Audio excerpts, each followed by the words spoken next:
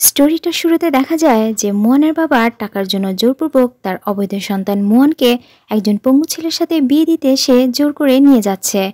কিন্তু মুয়ান বারবার এর বিরোধিতা করলে এক পর্যায়ে বাবার গালে চড় বসিয়ে দেয় এবং বলে যে শুকর করো তোমার বোনের জন্য এমন ধনী পরিবার থেকে বিয়ের প্রস্তাব এসেছে। কিন্তু মুয়ানের বোন এই পঙ্গুকে সে বিয়ে করতে রাজি না হয় বাবা মুয়ানকে জোর করতে থাকে। আর তারপর মুয়ান কিছুক্ষণ চুপ থেকে বলে যে বোন জিয়াংয়ের ড্রেস ওর ফিট হচ্ছে না। বাবা তখন ওর পেছনে একটি ক্লিপ আটকে সে মুয়ানকে আবারও ধাক্কা দিয়ে ভেতরে পাঠিয়ে দেয়। এরপর মুয়ান স্টেজে উঠলে বারবারই ওর পেছনের কথা মনে পড়তে থাকে। যেখানে ও ওর বাবার পায়ে ধরে ভিক্ষা চাচ্ছে সে যেন কোনোভাবে ওর গ্র্যান্ডমমের চিকিৎসার মেডিসিন দেওয়া বন্ধ না করে দেয়। আর অন্যদিকে একথা শুনে বাবার বৈধ সন্তান জিয়াং মুয়ানকে এই হুমকি দেয় যে ওই বিয়ে করতে রাজি না হলে হসপিটালে টাকা দেওয়া বন্ধ করে দিবে আর ওর গ্র্যান্ডমম চিকিৎসার অভাবের সামনে সে ধুকে ধুকে মরবে। আর এই হুমকি পেয়েই মুয়ান জেনে শুনে একজন কুৎসিত পঙ্গু স্বামীকে বিয়ে করতে রাজি হয়। আর তারপরে মুখে বীভৎস মাস্ক পরিহিত স্বামী এসে উপস্থিত হয় এবং মুয়ান দেখার সাথে সাথে ও সেখানে আটকে ওঠে। অপরদিকে পঙ্গু জিহানের ছোট সৎ ভাই তা দেখে ও মজা নিতে থাকে যে ভাই কেমন বউ বিয়ে করে নিয়ে এসেছে যে তাকে দেখেই বউ ভয় পেয়ে ওঠে। আর এই অপমান জিহানের সহ্য না হলে তখনই মুয়ানকে তাকে ডিভোর্স দিতে বলে এবং ওকে এখান থেকে চলে যেতে বলে। একথা বলে জিহান চলে যেতে গেলে মুয়ান আবারও ওর অতীত মনে পড়ে যায় এবং অতীত মনে হতে ও দৌড়ে জিহানকে গিয়ে কিস করে আর বলে যে আমি এখানে আপনার বউ হতেই এসেছে। আর তারপর দেখা যায় যে জিহান কারে বসে চিন্তা করতে থাকে যে এই কিস সত্য নাকি ফেক এবং তার কিছুক্ষণ পরেই দেখে যে তাদের কারের সামনে দিয়ে তার স্ত্রী মানে মুয়ান তারই ছোট সৎ ভাইয়ের কারে উঠে বসছে, যেটা ছোট ভাই মিলাং ভাইকে আরো দেখিয়ে দেখিয়ে তা করছে। জিহান তো এবার পুরোই হতবাক হয়ে যায় এবং বিয়ের প্রথম দিনই তার স্ত্রী তার সাথে এত বড় ধোঁকা দেওয়ায় জিহানের রাগ আরও বেড়ে যায় এবং তখনই তার অ্যাসিস্ট্যান্টকে এই আদেশ দেয় যে এই মেয়ের সমস্ত ডিটেলস তাকে এনে দিতে। আর অন্যদিকে জিহানের ভাই মুয়ানকে বাড়িতে পৌঁছে দেওয়ার কথা বলে থাকলেও এক পর্যায়ে ওর রূপ দেখে মিলাং নিজেকে কন্ট্রোল করতে পারে না। এ কারণে ওর গায়ে সে হাত দেয় এবং বড় ভাই পঙ্গু জিহানকে ছেড়ে দিয়ে ওকে বিয়ে করতে বলে। মুয়ান তখন নিজেকে বাঁচাতে ওর সাথে ধস্তাধস্তি করতে থাকে এবং ওর গালে এক চড় বসে ওর গাড়ি থেকে নেমে পালিয়ে যায়। আর এখানে সিনটি কাট হয়ে যায়। এরপর রাতে বসে মুয়ান জিহানের জন্য ও দীর্ঘক্ষণ অপেক্ষা করলেও জিহান আসতে দেরি করে। মুয়ান তখন এই ফাঁকে ওর সৎ বোনকে কল করে এবং ওর গ্র্যান্ডমমের চিকিৎসা খরচ তারা ঠিকমতো বহন করছে কিনা তা জানতে চাইলে বোন বলে আমরা যা বলবো তাই তুমি মেনে নিলে গ্র্যান্ডমমের কোনোই ক্ষতি হবে না। মুয়ান বলে আমি তাই করব এবং চিকিৎসার খরচ ঠিক সময়ে অ্যাকাউন্টে ট্রান্সফার করতে ভুলো না। একথা বলে মুয়ান ফোন রাখতেই জিহান সেটি শুনে ফেলে আর ভাবে যে এই মেয়ে তবে তার টাকার লোভে তাকে বিয়ে করতে এসেছে। এই কারণে জিহান মুয়ানকে এই হুমকি দেয় যে আজ থেকে সে ওর স্বামী না আর আজকের পর থেকে ওকে এভাবেই প্রত্যেকদিন একা একা রুমে কাটাতে হবে। আর একথা জিহান কেনই বা বলে সেটি মুয়ান বুঝতে পারে না। মুয়ান তাকে যেতে বাধা দিলেও জিহান বিয়ের রাতে ওকে একা রেখে সে চলে যায়। পরদিন মুয়ানকে কিচেনে একা পেয়ে আবারও জিহানের ভাই এসে মুয়ানকে বিরক্ত করতে থাকে আর সেই দৃশ্য আবারও জিহানের চোখে পড়লে জিহান ভাবে নিশ্চয়ই ওদের মধ্যে আগে থেকে কোনো অবৈধ সম্পর্ক আছে। আর এসব ভেবেই ঘৃণা ভরে জিহান অন্যদিকে মুখ ফিরিয়ে নিলে তখনই মিলাং চেঁচিয়ে ওঠে। জিহান দেখে যে মুয়াং ওকে মারতে কাঁটা চামচ হাতে নিয়েছে, কিন্তু এরপরও সে ভাবে যে এসব ওদের নাটক, তাকে বোকা বানানোর চেষ্টা করছে। আর তখনই জিহানের কাছে অ্যাসিস্ট্যান্ট এই খবর নিয়ে আসে যে মুয়ান হচ্ছে জিয়াং ফ্যামিলির অবৈধ সন্তান আর এই বিয়ে মুয়ান নয় বরং তারই ছোট বোন জিয়াংয়ের সাথে আপনার হওয়ার কথা ছিল। একথা শুনে জিহানের রাগ তখন আরও চড়কে উঠে যায় এবং এই প্রতারক ফ্যামিলির প্রতি তার ক্রোধ আরও দ্বিগুণ হয়ে যায়। এরপর জিহান মুয়ানের ঘরে গেলে মুয়ান তাকে হাজব্যান্ড বলে ডাকতেই জিহান বলে যে কে তোমার হাজব্যান্ড, সেটি আমি নই, কেননা মিলাংই হচ্ছে তোমার আসল হাজব্যান্ড। আর তুমি যদি ওকে পছন্দ করেই থাকো এখনই বলো, আমি তোমাকে তার হাতে তুলে দেব।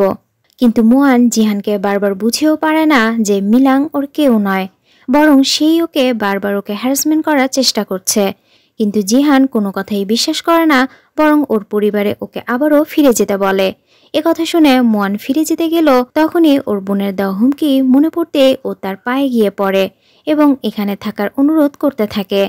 জিহান তখন ওকে একটি চান্স দেওয়ার কথা বলে সে রাগে ওর গলা চেপে ধরে এবং এই ওয়ার্নিং করে যে এখানে থাকতে হলে কোনোদিন যেন ও তাকে হাজবেন্ড বলে পরিচয় না দেয়।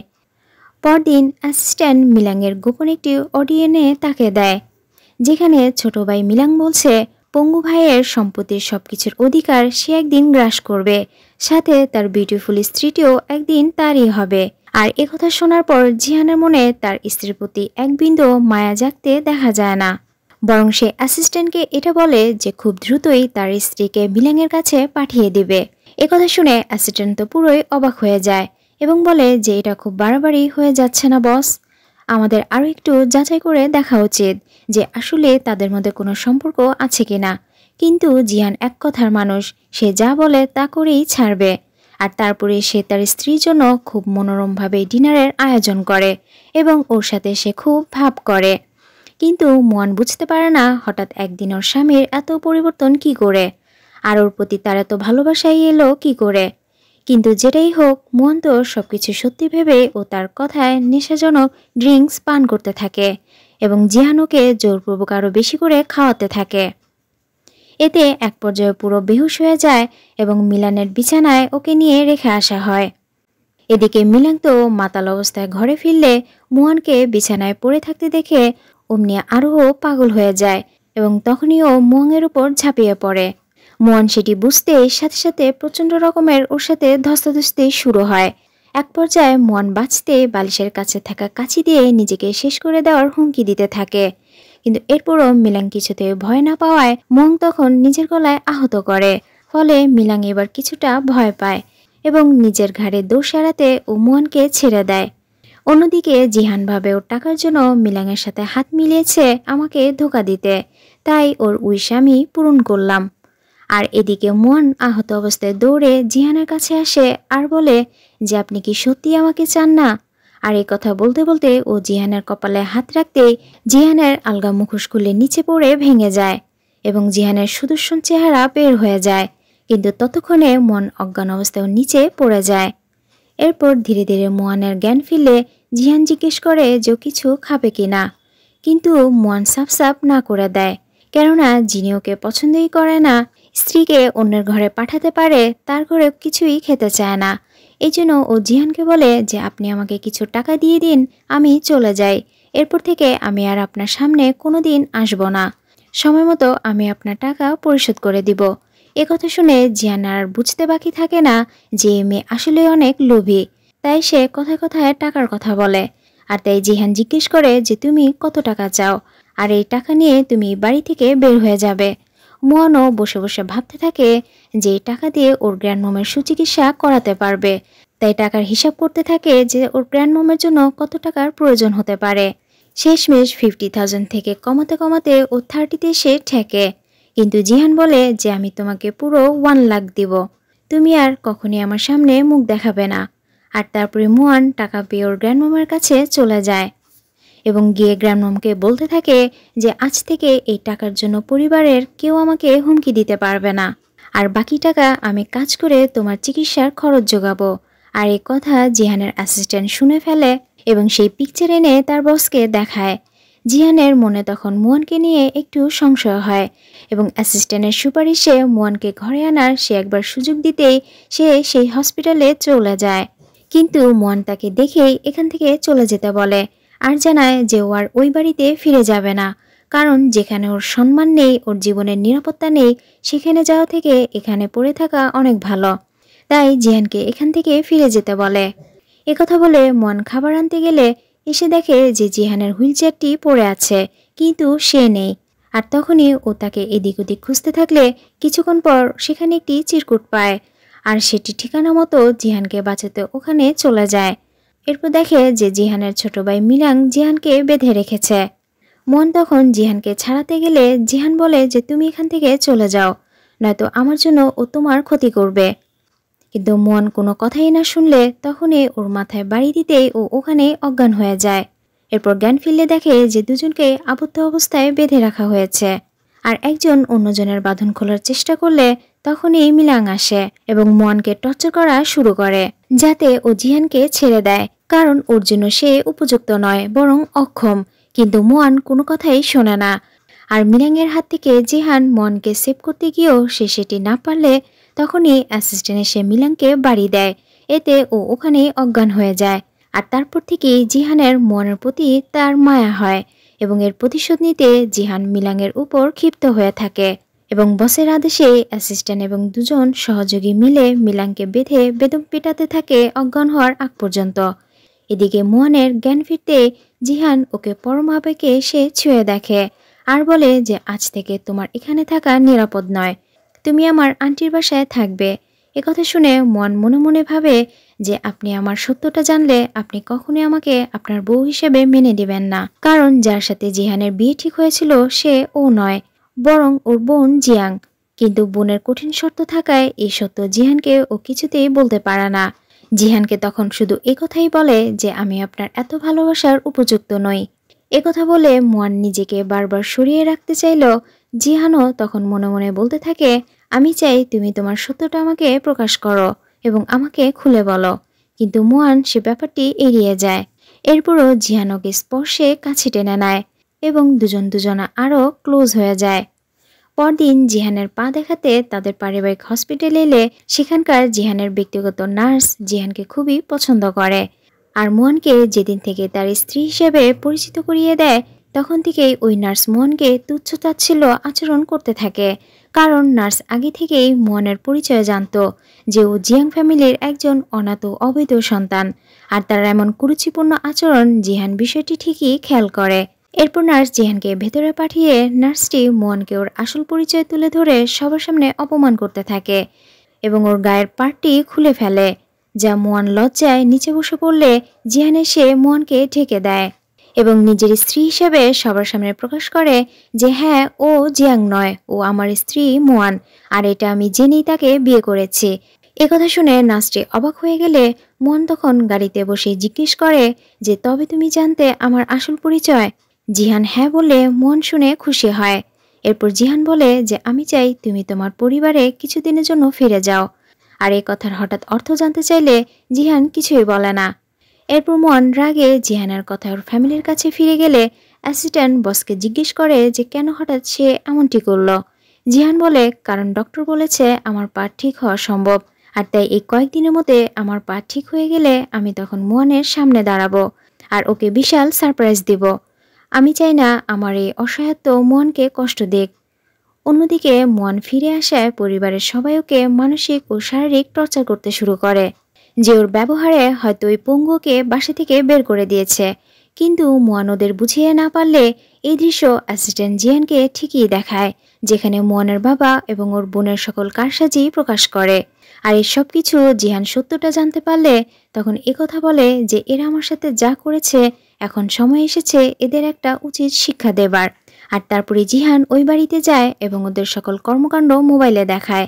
তা দেখে তো মুয়ানের বাবা ভয়ে সে হাঁটু গেড়ে বসে এবং নিজেকে সাধু সাজার চেষ্টা করে।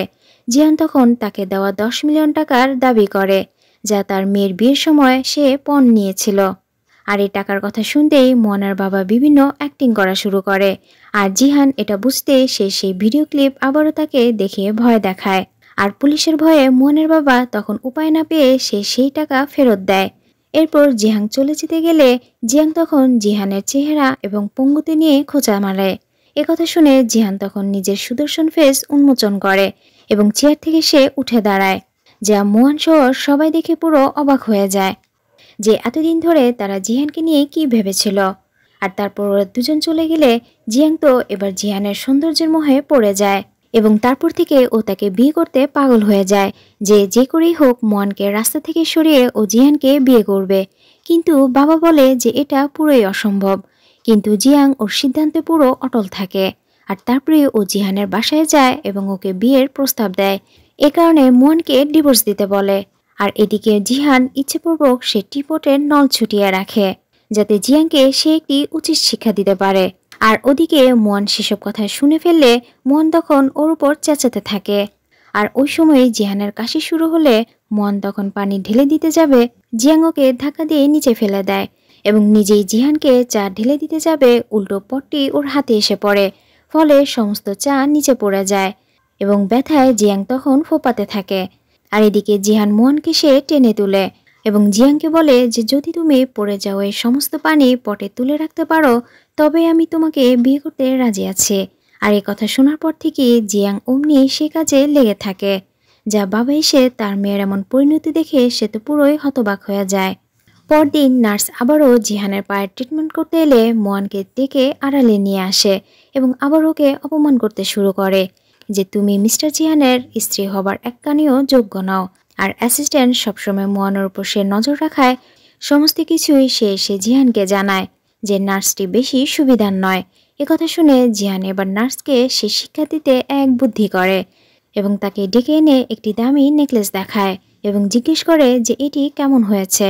নার্স তো তখন মনে মনে সে জিহানের প্রতি আরও অ্যাট্রাকশন হয়ে যায় যে সে ওকে সত্যিই পছন্দ করে, কিন্তু দেখে যে না, সে নেকলেসটি তার ওয়াইফ মুয়ানকে পরাচ্ছে।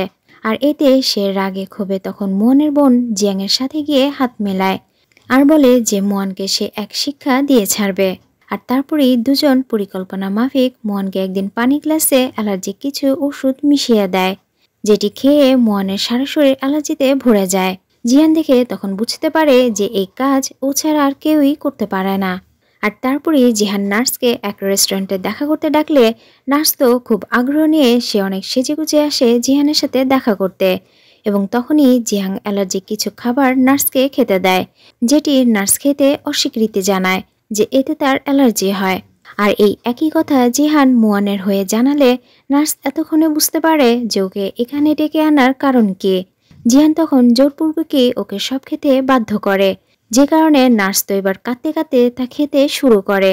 আর এতে করে জিহানেরও ভালোভাবে প্রতিশোধ নেওয়া হয়। তো আজ জিহানের অপারেশনের দিন হলে সে এই সিদ্ধান্ত নেয় যে তার পায়ের অপারেশনের কথা সে এখন মুয়ানকে জানাবে না, কারণ তার অপারেশন সাকসেসফুল হলে সে মুয়ানকে নিজেই এসে সারপ্রাইজ দিবে। আর এই কথা অ্যাসিস্ট্যান্টকে এখন জানাতে নিষেধ করলে নার্সটি সেটি শুনে ফেলে। আর সেই কথা সে বাকি দুই শত্রুকে জানালে সেই কথা ঘুরিয়ে পিছিয়ে জিয়াং মুয়ানকে জানায় যে ও তোমাকে ছেড়ে আজ রাতে বিদেশ চলে যাচ্ছে, যাতে ওকে এখান থেকে তাড়াতে পারে। আর এই কথা শোনা মাত্রই মুয়ান বিশ্বাস না করলে সাথে সাথে ও জিহানকে কল দেয় এবং ওর ফোনটিও সুইচ অফ পায়, যার ফলে সাথে সাথে ও এয়ারপোর্টের দিকে ছুটলে মিলাং এসে ওকে লিফট দেওয়ার চেষ্টা করে। মুয়ান তখন কিছুটা আপত্তি জানায়, কিন্তু শেষমেশ সময় না থাকায় ও কোনো উপায় না পেয়ে সেই গাড়িতে উঠে, যার ফলে মিলাং ওকে রাস্তার মাঝখানে নষ্ট করার চেষ্টা করে। ওদিকে ইনজেকশন পুশ করার আগেই অ্যাসিস্ট্যান্ট এসে জিহানকে এই খবর দিলে অমনি জিহান মুয়ানকে বাঁচাতে সে ছুটে যায়, কিন্তু গাড়িটি ধরতে সে ব্যর্থ হয়। আর তারপরে দুজন মিলে মিলাংয়ের গাড়ির পথে আটকালে অ্যাসিস্ট্যান্ট ধরে মিলাংকে ইচ্ছেমতো সে ধোলাই করতে শুরু করে, যার ফলে এরপর থেকে মিলাং সেই অ্যাসিস্ট্যান্টের উপর প্রতিশোধ নিতে সে ওর গ্র্যান্ডপাকে খবর দিয়ে নিয়ে আসে আর বলে যে এই দুজন মিলে ভাইয়ের ক্ষতি করার চেষ্টা করছে, তার সম্পত্তি গ্রাস করতে। আর এই কথা শোনা মাত্রই গ্র্যান্ডপার সাথে সাথে বিশ্বাস করে নেয় এবং এই দুজনকে পুলিশে দিতে বলে। আর এই সুযোগটি কাজে লাগাতে মিলাং তখন অ্যাসিস্ট্যান্টকে বেঁধে ওর পুরনো প্রতিশোধ নিতে শুরু করে। ওদিকে জিহান একটু সুস্থ হলে গ্র্যান্ডপা এসে সব জানালে জিহান শুনে বুঝতে পারে যে ওদের ফাঁসাতেই তার ছোট ভাই এই বুদ্ধি করেছে। জিহান তখন সব সত্য গ্র্যান্ডপাকে খুলে বলে যে মুয়ান হচ্ছে আমার ওয়াইফ, সে আমার কোনোদিনই কোনো ক্ষতি করতে পারে না। আর তারপরে অ্যাসিস্ট্যান্ট এই মুহূর্তে কোথায় আছে জানতে চাইলে গ্র্যান্ডপা মিলাংয়ের কথা বলে। আর তখনই অ্যাসিস্ট্যান্টের ক্ষতির কথা ভেবেই জিহান সাথে সাথে সেখানে ছুটে যায় এবং অ্যাসিস্ট্যান্টকে মিলানের গোপন স্থান থেকে ওকে ছাড়িয়ে আনতে যায়। আর তারপরে অ্যাসিস্ট্যান্টকে মিলানের গোপন স্থান থেকে ছাড়িয়ে আনতে গেলে দেখে যে ওকে মেরে সে আধমরা করে রেখেছে। আর এদিকে মিলাং মুয়ানের সাথে জবরদস্তি করা শুরু করলে জিহান এসে ওকে ধরে গ্র্যান্ডপার সামনে এনে দাঁড় করায় এবং ওর বিচার করতে বলে। আর গ্র্যান্ডপাও সবকিছু শুনে শাস্তি হিসাবে ওকে এই শাস্তি দেয় যে 3 দিন 3 রাত ঘরে আবদ্ধ করে রাখতে। যে বিচারের রায় শুনে তো মুয়ানের কাছে সঠিক বিচার বলে ওর কাছে মনে হয় না। এরপর একদিন গ্র্যান্ডপা এই পুরো বাড়িটি জিহানের সন্তানের নামে লিখে দিতে চাইলে এজন্য সে ওদের দুজনের কাছে নাতির জন্য রিকোয়েস্ট করে, কারণ সে নাতি দেখে মরতে চায়। আর এদিকে সম্পত্তির ভাগাভাগির বিষয়টি মিলাংয়ের কানে পৌঁছে গেলে এবার মিলাং গ্র্যান্ডপার উপর ও ক্ষিপ্ত হয়ে যায়, যার ফলে তারপরে মিলাং গ্র্যান্ডপাকে সকালে হাঁটতে নিয়ে যাওয়ার কথা বলে পরিকল্পনা মাফিক তাকে পেছন থেকে ধাক্কা দিয়ে ফেলে দেয়, যাতে সে মারা গেলে এসব সম্পত্তিও একাই গ্রাস করতে পারবে। আর সেই দৃশ্য জিহানের অ্যাসিস্ট্যান্ট দেখে ফেললে দ্রুত তাকে হসপিটালে নিয়ে ভর্তি করানো হয়। এরপর সব ঘটনা জিহানকে খুলে বললে জিহান মিলাংয়ের উপর আরও ক্ষিপ্ত হয়ে যায়। আর তারপর জিহান এই ব্যাপারে গ্র্যান্ডপাকে জিজ্ঞেস করলে গ্র্যান্ডপা তো সে কিছুই মনে করতে পারে না, সবকিছুই ভুলে যায়। জিহান তখন তার সুস্থতার কথা ভেবেই মিলাংয়ের কুকীর্তি আপাতত চেপে যায়। পরের সিনে জিহান মোয়ানকে ডিভোর্স দিতে চাইলে মোয়ান তখন বুঝতে পারে না যে কেন সে হঠাৎ এমন কথা বলছে। আর এর কারণ জিজ্ঞেস করলে জিহান তখন এ ব্যাপারে কিছুই মোয়ানকে খুলে বলে না, যার কারণে মোয়ান জিহানকে স্বার্থপর বলে ও আড়ালে গিয়ে খুব কাঁদতে থাকে। যেটা অ্যাসিস্ট্যান্ট এসে ওর কান্না সে সইতে না পেরে তখন জিহানের সব সত্য সে বলে দেয় যে তার পঙ্গু পা এবার অপারেশন করতে গেলে হয়তো সে বেঁচে আর নাও ফিরতে পারে। আর তাই সে এটা চায় না তার অপেক্ষা থেকে আপনার বাকি জীবনটা নষ্ট হোক। আর একথা শোনা মাত্রই মন দৌড়ে গিয়ে জিহানকে জড়িয়ে ধরলে দেখা যায় জিহানকে চোখ মুছতে, কিন্তু তার কষ্টটা আড়াল করে হাসিমুখে ওকে চলে যেতে বললেও মন বলে যে আমি সবকিছুই শুনেছি, তাই তুমি বিদেশ যাও, অপারেশন করো, আমি তোমার অপেক্ষায় থাকব। আর একথা শুনে জিহান ভরসা পেলে তারপরে জিহান বিদায় নিয়ে চলে যায়। আর এরপর থেকেই দিনের পর দিন ও জিহানের অপেক্ষায় কল মেসেজ করেই যায়, কিন্তু ওদিক থেকে কোনো রিপ্লাই আসে না। এতে করে মন অনেকটা হতাশ হয়ে যায়। এরপর হঠাৎ একদিন জিহান সুস্থ পা নিয়ে ওকে সারপ্রাইজ দিলে মোয়ান তো আবেগে পুরোপুরি কেঁদে দেয় যে ওর ভালোবাসার মানুষটি ফিরে এসেছে। আর এখানেই এই সুন্দর লাভ স্টোরিটা শেষ হয়।